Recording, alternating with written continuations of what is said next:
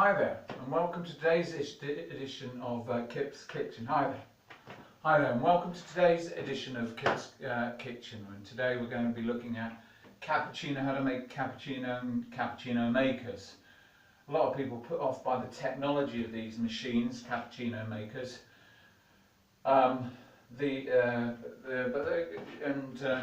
So we're just going to run through the technology. First of all, on most machines you get a water reservoir. You need water to make steam.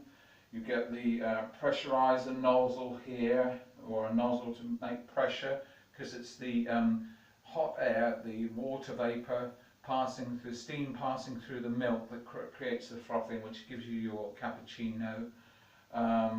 Usually you get one of these sorts of bowls which fits underneath there, which is your coffee. You keep your coffee in there. We'll see how I put the coffee in there in a sec. And basically that's as simple as that. So let's get started. That's the more sophisticated version. You can move that around. You've got the reservoir there, switches over there, lots of switches, okay, explaining what you have to do. This is one I picked up at the weekend and from Salisbury. It's a cheapo version. They're both made by Krupp's, extremely the best cappuccino makers. Are very, very lucky to pick this up. Brand new from a charity shop, Sue Riders, and with my staff discount only cost me £6. I'm so pleased with it, and that's why I'm doing the video. Hope this helps. Anyway, let's start with this. Let's start with the coffee.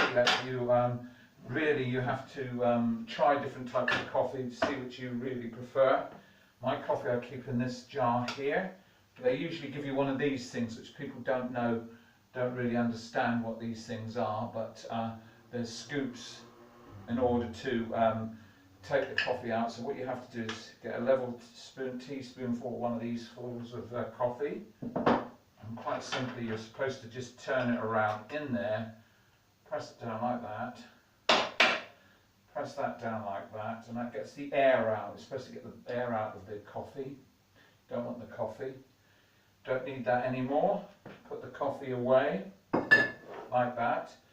Then what you have to do is you have to fit that, which is a fiddly bit, and people get put off these machines because of this fiddly bit. But it's just a matter of practice. They give you usually a line to line it up on. Just turn that around, it fits in there, and then you just lock it into place like that. So the coffee is going to go through there. Where does the water come from then? Well, in this machine, the water reservoir is integral in the machine. You have to look in the back there. You obviously need water, so let's get some water, stick that in there. Not too much. Don't forget to put the top on. Make sure the top's on securely, because you're really the better machines. You're paying for the pressure, how easy it is to get the pressure up. So you don't want to waste that pressure by not putting the top on properly. That's down. So we've got to heat up that water. So there's usually always a switch on the front of one of these machines which turns the pressurizer on, the electricity on, to heat the water. So now we're getting the water's being heated up here. Oh, the thing we need now is the bowl. You always get a bowl with one of these things. The glass bowl to collect the coffee in. Usually has a top like that, so you fit it onto the machine so it doesn't miss any of the coffee. But you don't necessarily need the specific glass one. If you don't get a glass one, it probably means you're buying a second-hand one and the previous owner's broken the glass collecting bowl. But in this one, as I say, looks like it's brand spanking new. So we're getting all set there. Sometimes, and while we're doing that, we need the milk. You can't have a cappuccino without milk. So you need a jug. These are important aspects actually. You have to get the right type of coffee that you like. Lazia is the one I like, the red one. It's the 220 for about 220 grams for about £3, under £3. Get the right bowl. You have to do it by taste to see how much milk you like in there. I'll just show you. This is skim milk I use. You use whatever milk you like. But really, the trick is I find is just to use a minimum amount of milk and not overdo the milk thing. But you can always remember, once you froth up the milk, you can always pour any. If you've got too much in there, you always pour the milk away once you've made it or once you've frothed it up. So you can, it's milk to taste. We definitely need the coffee, and the coffee should be running through now. Sometimes what they do in the frothing process is they use one of these in the shops and the Costas. They use one of these, and it's a thermometer. You put that on the side, and you're supposed to test the temperature of the milk.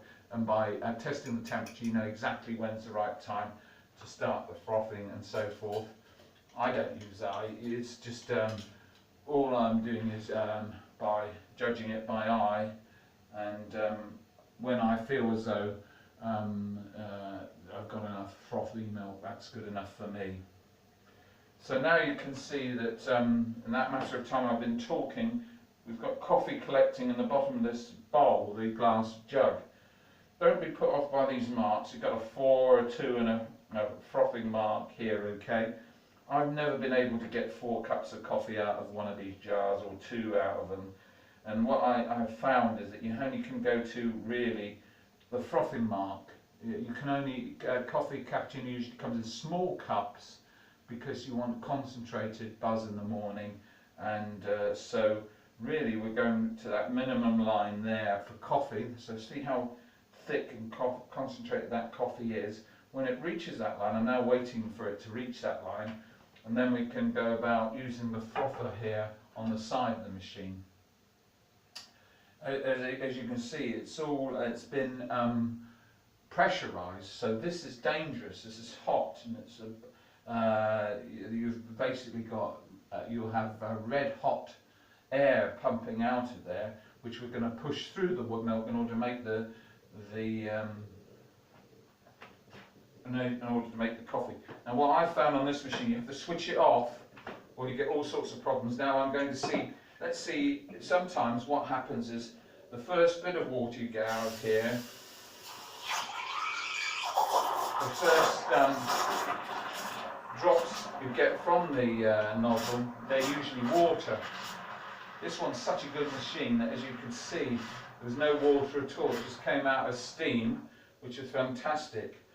And it's produced a rich froth like that, which is, I hope you get some idea. It's a really, there you go. It's a very rich froth. Now what do? Well, basically you've made your coffee. So if I've thought to myself, well, I'll look at that and I thought I've got too much milk in there, pour it out into the sink. You know, milk is not the main thing. The main thing is the coffee. I pour the coffee in there. They say put chocolate on there, but why spoil a good cappuccino with chocolate? And basically that's how you make a cappuccino maker. Well, go run through that once more. Water in the reservoir. Put the switch it on. Heats up the water. You need decent coffee. You take your spatula or whatever and put it into this little thing here, into one of these things. See, this one's been made for 2 cups of coffee. You can make 2 at once because it's got 2 nozzles on the bottom. The one I've got here has got 1, so it's definitely for a 1-person coffee. Then you put that under there. You have to wait a time. Don't be misled by the graduations on there. Just wait till it gets to the frothing, then start. Then you use your frother. You can see I've still got some steam in there, which you put the milk under there, pressurise the milk, get the froth up. Make sure you've got as much milk as you like. Then pour the coffee back in there, and that gives you a coffee. As I say, I prefer it without chocolate and topping, and I use skimmed milk. But it's the thing about a good cappuccino is to taste. Anyway, I hope you've enjoyed this edition of Kip's Kitchen. Next week, Simon has promised to show us how to make an omelette. So please tune in to this channel next week. Thanks very much. Thanks for watching. Bye.